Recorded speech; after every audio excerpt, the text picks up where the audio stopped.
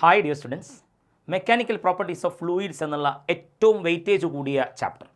ആ ചാപ്റ്ററിൽ വളരെ പ്രധാനപ്പെട്ട ക്വസ്റ്റ്യൻസ് നോക്കുകയാണ് നമ്മൾ. വളരെ പ്രധാനപ്പെട്ട ഒരു 10 ക്വസ്റ്റ്യൻസ്, ധാരാളം ക്വസ്റ്റ്യൻസ് വേറെ നിങ്ങൾ വർക്കൗട്ട് ചെയ്യണം. എന്നാൽ ഈ 10 ക്വസ്റ്റ്യൻസ് അതുമായി റിലേറ്റഡ് ആയിട്ടുള്ള ഏരിയകൾ നോക്കാതെ പോകരുത്. സോ ഫസ്റ്റ് ക്വസ്റ്റ്യനിലേക്ക് കിടക്കാം, നോക്കിക്കോളൂ. Viscosity of gases dash with temperature versus viscosity of liquids. നോക്കാം, വിസ്കോസിറ്റി എന്ന് പറയുമ്പോൾ ഫ്ലൂയിഡുകളുടെ ഫ്ലോ ചെയ്യുന്ന സമയത്ത് ആ ഫ്ലോക്ക് ഉണ്ടാകുന്ന ഒരു ഒപ്പോസിങ് ആക്ഷനാണ് വിസ്കോസിറ്റി. ആ വിസ്കോസിറ്റി എന്ന് പറയുന്നത് ടെമ്പറേച്ചർ കൂടുന്നതിനനുസരിച്ച് ലിക്വിഡുകളുടെ വിസ്കോസിറ്റി കുറയും. ഉച്ച സമയത്തൊക്കെ മുറിവുണ്ടായാൽ ധാരാളമായി ബ്ലഡ് വരും. അത് വിസ്കോസിറ്റി കുറയുകയും മൊബിലിറ്റി കൂടുകയും ചെയ്യുന്നത് കൊണ്ടാണ്. എന്നാൽ ഗ്യാസുകൾക്ക് ടെമ്പറേച്ചർ കൂടുമ്പോൾ വിസ്കോസിറ്റി കൂടുകയാണ് ചെയ്യുക. ഓക്കെ, അപ്പോൾ viscosity of gases increases with temperature. Okay, എന്നാൽ viscosity of liquids decreases with temperature. ലിക്വിഡുകളുടെ വിസ്കോസിറ്റി ടെമ്പറേച്ചർ കൂടുമ്പോൾ കുറയുന്നു. ഓക്കെ, ദെൻ നെക്സ്റ്റ് ക്വസ്റ്റ്യൻ നോക്കാം. Why bullets are given cylindrical shape? നിങ്ങൾ ബെർണോളിസ് തിയറത്തിൻ്റെ ആപ്ലിക്കേഷനിൽ മാഗ്നസ് ഇഫക്റ്റ് എന്നൊരു പോയിന്റ് പഠിച്ചില്ലേ? അതായത് സ്ഫെറിക്കൽ ഷേപ്പുള്ള ഒരു ബോഡി, ഒരു ബോൾ ആവട്ടെ, ഫ്രീ കിക്ക് എടുക്കുന്ന സമയത്തൊക്കെ അതെ, ആ ബോൾ ഇങ്ങനെ സ്പിൻ ചെയ്തുകൊണ്ട് എയറിലൂടെ സഞ്ചരിക്കുമ്പോൾ ആ സ്പിൻ മോഷൻ കാരണം ആ ബോളിൻ്റെ മുകളിലും താഴെയും പ്രഷർ ഡിഫറൻസ് ഉണ്ടാവും. അപ്പോൾ ആ ബോൾ കറങ്ങി പോകുമ്പോൾ പാരാബോളിക് പാത്തിൽ നിന്നത് ഡീവിയേറ്റ് ചെയ്തു പോകും. ഇങ്ങനെ deviation of spinning spherical body from it's parabolic path. Okay, അതാണ് ആ ഡ്യൂ ടു സ്പിൻ, അത് കാരണമായി ഉണ്ടാകുന്ന പാരാബോളിക് പാത്തിൽ നിന്നുണ്ടാകുന്ന ഡീവിയേഷനാണ് മാഗ്നസ് ഇഫക്റ്റ് എന്ന് പറയും. അപ്പോൾ ബുള്ളറ്റുകൾ സ്ഫെറിക്കലാക്കിയാൽ മാഗ്നസ് ഇഫക്റ്റ് ഉണ്ടാവും. ഓക്കെ, സിലിണ്ടറിക്കലാക്കിയാൽ അതുണ്ടാവില്ല. മാഗ്നറ്റിക് ഇഫക്റ്റ് ഉണ്ടാകുമ്പോൾ നമ്മൾ ബുള്ളറ്റ് സ്ഫെറിക്കലാക്കി കഴിയുമ്പോൾ നമ്മുടെ ലക്ഷ്യസ്ഥാനത്തിൽ നിന്നും ആ ബുള്ളറ്റ് വ്യതിചലിച്ചു പോകും, ഡീവിയേറ്റ് ചെയ്തു പോകും. അതില്ലാതിരിക്കാൻ മാഗ്നസ് ഇഫക്റ്റ് ഈസ് ആബ്സെന്റ് എന്ന് എഴുതിയാൽ ആൻസറായി. Okay, then go to the next question. Two spherical shaped balloons are interconnected as shown in figure using the tube. രണ്ട് സ്ഫെറിക്കൽ ഷേപ്പിലുള്ള ബലൂണുകൾ ഇങ്ങനെ കണക്ട് ചെയ്തിരിക്കുകയാണ്. Here what happens to the balloons? Explain why. എന്താണ് ഈ ബലൂണിന് സംഭവിക്കുന്നത്? നോക്കണം, ഇവിടെ ഈ ബലൂണിന് റേഡിയസ് കുറവാണ്, എന്നാൽ ഇവിടെ റേഡിയസ് കൂടുതലാണ്. നിങ്ങൾക്കറിയാം, ഒരു സ്ഫെറിക്കൽ ബബിൾ അതല്ലെങ്കിൽ ഒരു ഡ്രോപ്പ്, ഈ സ്ഫെറിക്കൽ ബോഡിക്കുള്ളിലെയും പുറത്തെയും പ്രഷർ, അതായത് ഈ ബലൂണിനകത്തുള്ള പ്രഷറും ഉള്ളിലെ പ്രഷറും നോക്കിയാൽ അവിടെ ഉള്ളിലെ പ്രഷർ പുറത്തുള്ള പ്രഷറിനേക്കാൾ കൂടുതലായിരിക്കും എന്നാണ്. ഓക്കെ, അതുകൊണ്ട് തന്നെ ആ excess pressure PI minus PO അതല്ലെങ്കിൽ ഡെൽറ്റ പി എന്നത് എക്സസ് പ്രഷർ എന്ന് പറയുന്നത് 2S/R ആണ്. അത് ബബിളൊക്കെ ആകുമ്പോൾ 4S/R എന്നൊക്കെ നമ്മൾ പറയും. ഡ്രോപ്പ് ഒക്കെ ആകുമ്പോൾ 2S/R, ബബിളൊക്കെ ആകുമ്പോൾ 4S/R എന്ന് പറയും. ശ്രദ്ധിക്കേണ്ടത്, റേഡിയസ് കുറഞ്ഞതിനകത്തായിരിക്കും പ്രഷർ കൂടുതൽ. റേഡിയസ് കുറഞ്ഞതിനകത്തായിരിക്കും പ്രഷർ കൂടുതൽ. അപ്പോൾ ഇവിടെ അല്ലേ റേഡിയസ് കുറവ്, അപ്പോൾ ഇവിടെയാണ് പ്രഷർ, ഇതിനകത്താണ് പ്രഷർ കൂടുതൽ. ഇതിനകത്ത് കമ്പാരിറ്റീവ്ലി ഇതിനേക്കാൾ പ്രഷർ കുറവായിരിക്കും. റേഡിയസ് കുറഞ്ഞതിനകത്ത് പ്രഷർ കൂടും. പ്രഷർ കൂടിയ ഭാഗത്ത് നിന്ന് കുറഞ്ഞ ഭാഗത്തേക്കല്ലേ എയർ ഫ്ലോ ചെയ്യുക. അപ്പോൾ ഈ സ്മോളർ ബലൂണിൽ നിന്ന് ലാർജർ ബലൂണിലേക്ക് എയർ ഫ്ലോ ചെയ്യും. അപ്പോൾ ഈ ചെറിയ ബലൂൺ വീണ്ടും ചെറുതാവും, വലിയ ബലൂൺ വീണ്ടും വലുതാവും. ഓക്കെ, ഏതാണ് കറക്റ്റ് ആൻസർ? നോക്കണം, size of bigger balloon increases, size of smaller balloon increases, both become same size. ഏതാ correct? size of bigger balloon increases. Okay, smaller balloon decreases. Then next question നോക്കാം. An ideal fluid flows through a pipe of circular cross section made of two sections with diameters 2.5 cm and 3.5 cm. ശ്രദ്ധിക്കുക, 2.5 cm അതേപോലെ 3.5 cm വ്യത്യസ്ത area of cross section ഉള്ള പൈപ്പിലൂടെ വെള്ളം ഒഴുകുകയാണ്. ഒരു ideal fluid flow ചെയ്യുകയാണ്. ഇവിടെ 2.5 ആണ് ഏരിയ എന്ന് പറയുന്നത്, ഇവിടെ 3.75 ആണ്. ഇവിടുത്തെ ഈ ഏരിയ ഞാൻ A1 എന്ന് വിളിക്കുകയാണ്. അപ്പോൾ ഇതിലൂടെയുള്ള വെലോസിറ്റി V1. ഈ ഏരിയ ഞാൻ A2 എന്ന് വിളിക്കുകയാണ്. ഇവിടുത്തെ velocity V2. The ratio of the velocities of the two pipes is. Okay, ശ്രദ്ധിച്ചോളൂ. എന്താണ് ഈ പൈപ്പിലൂടെയുള്ള വെലോസിറ്റികളുടെ റേഷ്യോ കാണുമ്പോൾ അവിടെ നമ്മൾ അപ്ലൈ ചെയ്യുന്ന formula equation of continuity. A1 V1 is equal to A2 V2. നിങ്ങൾക്കറിയാം, ഏരിയ കുറഞ്ഞെടുത്ത് വെലോസിറ്റി കൂടും, ഏരിയ കൂടെടുത്ത് വെലോസിറ്റി കുറയും. A1 V1 is equal to A2 V2. വെലോസിറ്റികളുടെ ratio V1/V2 is equal to A2/A1. Area കാണുമ്പോൾ ഏരിയ πr², അപ്പോൾ ഇവിടെ πr1² πr2² cut ചെയ്ത് പോയി.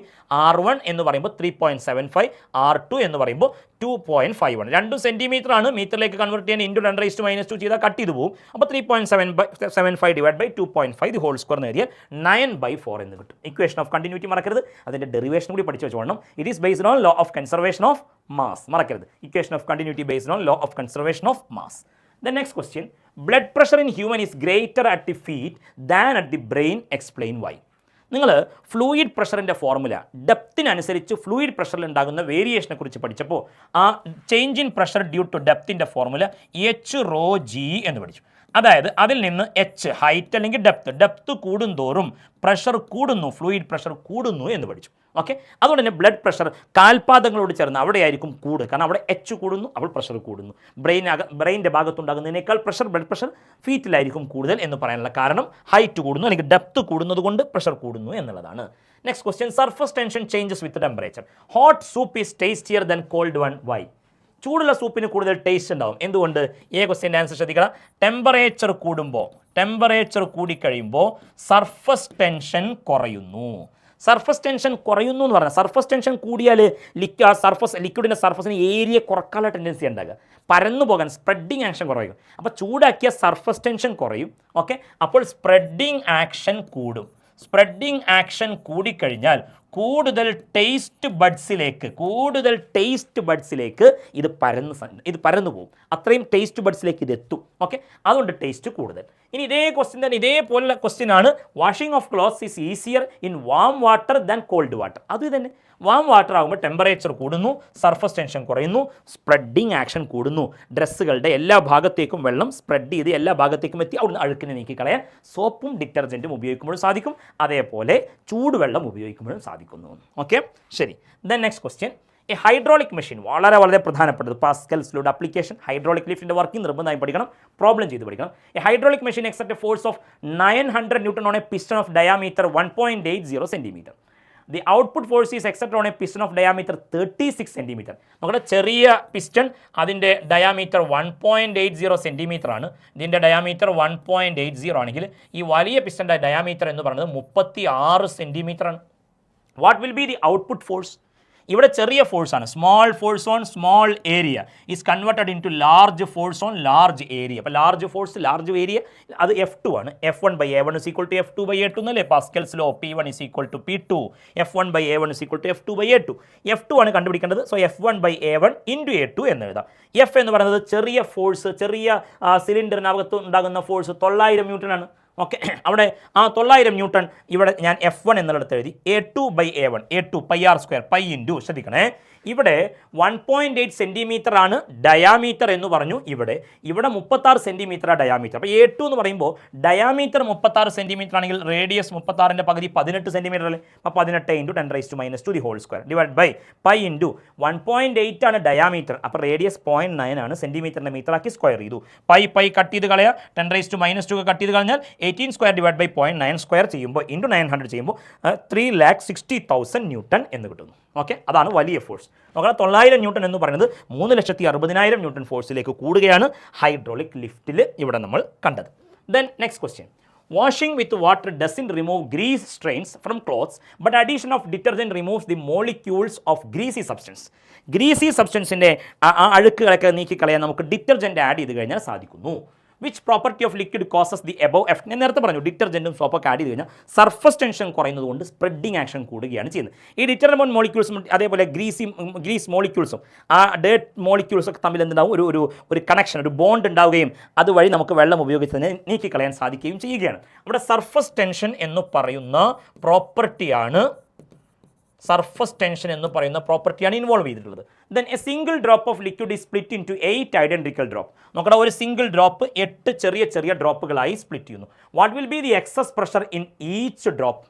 ഇതൊരു R റേഡിയസ് ഉള്ള വലിയ ഡ്രോപ്പ്, അതിനകത്ത് എക്സസ് പ്രഷർ 2S/R ആണ്. ഇത് ചെറിയ 8 ഐഡൻറ്റിക്കൽ ഡ്രോപ്ലെറ്റ്സ് ആയിട്ട് മാറി. അപ്പോൾ ഓരോരുത്തരുടെയും റേഡിയസ് സ്മോൾ ലെറ്റർ R ആണ്. അങ്ങനെയെങ്കിൽ സ്മോൾ ലെറ്റർ R ഇവിടുത്തെ ഈ ചെറിയ ഡ്രോപ്ലെറ്റിലെ പ്രഷർ എന്ന് പറയുന്നത് ΔP' എന്ന് എഴുതിയിട്ടുണ്ട്.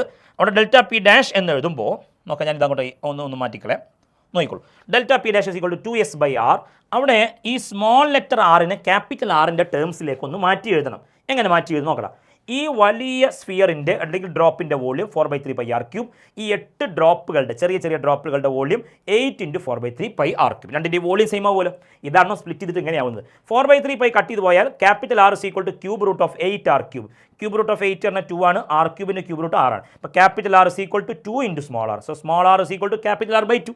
അപ്പോൾ ഇതാണ് ചെറിയ ഡ്രോപ്പ്ലെറ്റുകൾ ഉണ്ടാകുന്ന എക്സസ് പ്രഷർ. ഈ സ്മോൾ ആറിനെ ക്യാപിറ്റൽ ആർ ആക്കി മാറ്റിയാൽ small R is equal to capital R by 2. അപ്പോൾ റെസിപ്രോക്കൽ എടുത്ത് മൾട്ടിപ്ലൈ ചെയ്താൽ ഈ 2 മേലോട്ട് വരും. അപ്പോൾ 2 × 2s/r. നോക്കണം, വലിയ ഡ്രോപ്പ് ആകുമ്പോൾ 2s/r ആയിരുന്നു, ചെറിയ ഡ്രോപ്പ്ലെറ്റ് ആയപ്പോൾ എന്തായി 2 × 2s/r, അഥവാ എക്സസ് പ്രഷർ എന്തായി ഡബിൾ ആയി എന്നർത്ഥം. എക്സസ് പ്രഷർ ഡബിൾ ആയതാണ് നമ്മൾ ഈ ക്വസ്റ്റ്യനിൽ കണ്ടത്. നെക്സ്റ്റ് ക്വസ്റ്റ്യൻ നോക്കാം. In case of fluids, law of conservation of energy can be explained with Bernoulli's principle. With a neat diagram, state and prove Bernoulli's principle. Bernoulli's principle, law of conservation of energy, ഒരു സംശയമല്ല, നിർബന്ധമായും പഠിച്ചു പോകണം. Bernoulli's principle, അതിൻ്റെ statement, അതിൻ്റെ proof, അതേപോലെ velocity of ഇഫ്ലക്സ്, അതിൻ്റെ proof, അതേപോലെ ബാക്കി അപ്ലിക്കേഷൻസ് എല്ലാം നമ്മൾ തിയറി ക്ലാസ്സിൽ അരമണിക്കൂർ വീഡിയോയിൽ അതെല്ലാം വിശദീകരിച്ച് പറഞ്ഞിട്ടുണ്ട്. നിങ്ങൾ നിർബന്ധമായും ആ വീഡിയോ കാണണം. ബെർണോളിസ് തിയറത്തിൻ്റെ പ്രൂഫ് വളരെ സിമ്പിളായി എഴുതേണ്ട രീതി നമ്മൾ ഒരിക്കൽ കൂടി ഇവിടെ കാണിച്ചിട്ടുണ്ട്. Equal volume of flowing fluid നമ്മളിവിടെ കാണിച്ചിട്ടുണ്ട്. ഓക്കെ, ആ ഈക്വൽ വോള്യൂം ഇവിടെയും എടുത്തതിന് ശേഷം ഇവിടെ height h1, pressure p1, velocity v1, ഇവിടെ height h2, pressure p2, velocity v2. Work done is equal to change in kinetic energy plus change in potential energy. Work done p1 - p2 into v ആണ്. p1 - p2 into v. Change in kinetic എനർജിയാണ് ഇത്, change in potential എനർജിയാണ് ഇത്. ഈ v അപ്പുറത്തേക്ക് കൊണ്ടുപോയാൽ ഡിനോമിനേറ്ററിൽ divided by v ആവും, മാസ് ബൈ വോളിയം ഡെൻസിറ്റി. അപ്പോൾ എല്ലാ ടേമിലെയും m എന്നതിന് പകരം റോ ഡെൻസിറ്റി എന്നാകും. പിന്നെ 1 എന്നതൊക്കെ ഒരു സൈഡും 2 ഒക്കെ ഒരു സൈഡിലേക്ക് മാറ്റിയാൽ ബെർണോളിസ് തിയറത്തിൻ്റെ പ്രൂഫ് നമുക്ക് എളുപ്പം ചെയ്തെടുക്കാൻ സാധിക്കുകയും ചെയ്യും. Okay, it is based on law of conservation of energy, മറക്കരുത്. ദെൻ അടുത്ത question, is pressure in a liquid scalar or vector? Pressure scalar ആണോ വെക്ടർ ആണോ?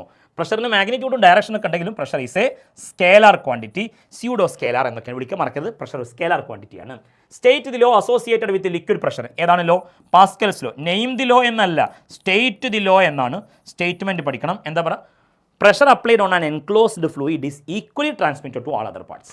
Pressure applied on an enclosed fluid is equally transmitted to all other parts. Briefly explain the working of hydraulic lift. Hydraulic lift diagram വരയ്ക്കുക. Small area, small piston, large area, large piston, F1, A1, P1, F2, A2, P2. Small force on small area is converted into large force on large area. F1 by A1 is equal to F2 by A2. എന്നിട്ട് എഴുതണം A2 is very very larger than A1. Therefore F2 is very very greater than F1. Okay, ഇത്ര എഴുതിയാൽ മതി. This large force is used to lift heavy objects. Okay, ഈ വലിയ force ഉപയോഗിച്ചുകൊണ്ടാണ് ഈ കാറൊക്കെ പൊക്കുന്നത്. സോ ഹൈഡ്രോളിക് ലിഫ്റ്റിൻ്റെ വർക്കിംഗ് നിർബന്ധമായും പഠിക്കണം. പ്രോബ്ലം നേരത്തെ നമ്മൾ കാണിച്ചു. നോക്കണം, ക്യാപ്പിലാരിറ്റി വളരെ പ്രധാനപ്പെട്ട derivation. Rise or fall of a liquid against gravitational force through fine tubes is known as capillarity. Give an example for capillarity from practical life. Practical ലൈഫിൽ ക്യാപ്പിലാരിറ്റി എക്സാമ്പിൾ, കോട്ടൺ ക്ലോത്ത് ഉപയോഗിച്ച് നമ്മൾ വെള്ളം തുടക്കുന്നു, വിയർപ്പ് തുടക്കുന്നു. ആ cotton ക്ലോത്തിൻ്റെ നാരുകൾക്കിടയിലൂടെ വെള്ളം അല്ലെങ്കിൽ വിയർപ്പ് അത് മൂവ് ചെയ്യുന്നത്, അത് നീങ്ങുന്നത് ക്യാപ്പിലാരിറ്റി എക്സാമ്പിളാണ്. അല്ലെങ്കിൽ ബ്ലോട്ടിംഗ് പേപ്പറിലൂടെ അതിൻ്റെ ആ ചെറിയ ചെറിയ ഭാഗത്തുകൂടി ഈ ഇങ്ക് മഷി കയറുന്നത്, അത് എന്തിന് എക്സാമ്പിളാണ്? ക്യാപ്പിലാരിറ്റി. അതേപോലെ നമ്മൾ തിരിയൊക്കെ ഉപയോഗിച്ച് വിളക്ക് കത്തിക്കുമ്പോൾ വിളക്കിലെ എണ്ണ തിരിയുടെ നാരുകൾക്കിടയിലൂടെ മേലോട്ട് പോകുന്നതൊക്കെ ക്യാപ്പിലാരിറ്റി. സൈലം വെസൽസ് വഴി റൂട്ടിൽ നിന്ന് ലീഫിലേക്കൊക്കെ വെള്ളം എത്തുന്നതൊക്കെ പ്ലാന്റ്സിൽ, അതൊക്കെ എന്താണ്? ക്യാപ്പിലാരിറ്റിക്ക് പ്രാക്ടിക്കൽ ലൈഫിൽ എക്സാമ്പിളാണ്. ക്യാപ്പിലാരിറ്റിയുടെ ഡെറിവേഷൻ മറക്കരുത്. വളരെ സിമ്പിളായി ഞാൻ ക്യാപ്പിലാരിറ്റിയുടെ ഡെറിവേഷൻ കാണിച്ചിട്ടുണ്ട്. നോക്കണം, ആ ക്യാപ്പിലാരിറ്റിയുടെ ഡെറിവേഷനിൽ നിങ്ങൾ നിർബന്ധമായും വരക്കേണ്ട ആ ഡയഗ്രാം ക്യാപ്പിലറി ട്യൂബാണ് ഈ കാണിച്ചിട്ടുള്ളത്. ക്യാപ്പിലറി ട്യൂബിനകത്ത് വെള്ളം മേലോട്ട് പൊങ്ങുകയാണ്. ഓക്കെ, എന്നിട്ട് ഇവിടെ റൈറ്റ് ആംഗിൾ ട്രയാംഗിൾ, ഇത് പൈപ്പിൻ്റെ റേഡിയസ്, ഇത് ലിക്വിഡ് സർഫസിൻ്റെ റേഡിയസ്. ഓക്കെ, ഇങ്ങനെ റൈറ്റ് ആംഗിൾ ട്രയാംഗിൾ, ഈ ആംഗിൾ ഓഫ് കോൺടാക്ട്. സത്യത്തിൽ ഇതാണ് ആംഗിൾ ഓഫ് കോൺടാക്ട്. ഓക്കെ, ഇത് PI PO, ഈ പോയിന്റ് A, ഈ point B. Simple derivation, PI - PO 2s/r. PB അല്ല, അത് PB എന്ന് പറഞ്ഞാൽ PA എന്ന് എഴുതാം. PA - PO H ρg. Okay, PI - PO യും PA - PO ഒക്കെ ഈക്വലാണ്. അപ്പോൾ H ρg is equal to 2s/r. H is equal to 2s/r ρg. ആറ് മാറ്റിയിട്ട് A by cos theta നാക്ക്. അപ്പോൾ 2s cos theta by A ρg. Capillarity derivation വളരെ സിമ്പിളായിട്ട് പഠിക്കും. ഓക്കെ, സോ ഫ്ലൂയിഡ്സ് എന്ന് പറയുന്ന ചാപ്റ്ററിലെ എല്ലാ ഏരിയകളും, വളരെ പ്രധാനപ്പെട്ട എല്ലാ ഏരിയകളും ഡിസ്കസ് ചെയ്തു. പ്രത്യേകം ശ്രദ്ധിക്കണം, അവിടെ ടെർമിനൽ വെലോസിറ്റിയുമായി ബന്ധപ്പെട്ട കാര്യങ്ങളെല്ലാം നമ്മൾ ആ തിയറി പാർട്ട് ഡിസ്കസ് ചെയ്ത ഭാഗത്ത് വിസ്കോസിറ്റിയുമായി ബന്ധപ്പെട്ട സ്റ്റോക്സിലോ, നേരത്തെ ഒരു ക്വസ്റ്റ്യനിൽ സ്റ്റോക്സിലോ ഉണ്ടായിരുന്നു തോന്നുന്നു, നമ്മളത് പെട്ടെന്ന് അറിയാതെ സ്കിപ്പ് ചെയ്തു തോന്നുന്നു. സ്റ്റോക്സിലോ നിർബന്ധമായും പഠിക്കണം. സ്റ്റോക്സിലോ എന്തായിരുന്നു? ആ ഒരു സ്ഫെറിക്കൽ ബോഡി ഫ്ലൂയിഡിലൂടെ മൂവ് ചെയ്യുന്ന സമയത്ത്, ഫോളോ ചെയ്യുന്ന സമയത്ത് അതിന്മേൽ ഉണ്ടാകുന്ന വിസ്കസ് ഫോഴ്സ് 6π∗RV. ഓക്കെ, മറക്കരുത്. അതിനൊക്കെ നമ്മളത് അറിയാതെ ശ്രദ്ധിക്കാതെ പോയി എന്ന് തോന്നുന്നു. അതേപോലെ തന്നെ terminal velocity equation 2r²g × ρ - σ / 9η theory പാർട്ടിൽ ഡിസ്കസ് ചെയ്ത് പറഞ്ഞിട്ടുണ്ട്.